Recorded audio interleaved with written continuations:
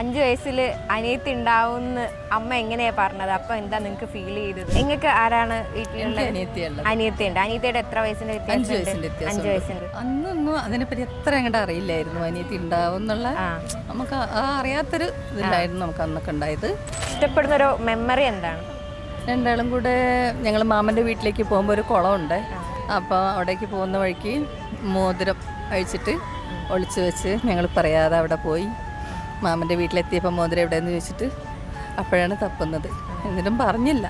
ആ കുളമൊക്കെ ഇപ്പം പോയി. എന്നാലും പിന്നെയാണ് പോയിട്ട് എൻ്റെ അമ്മയുടെ അനിയത്തീൻ്റെ മോൻ പോയിട്ട് ആ മോതിരമൊക്കെ എടുത്തിട്ട് വന്നു.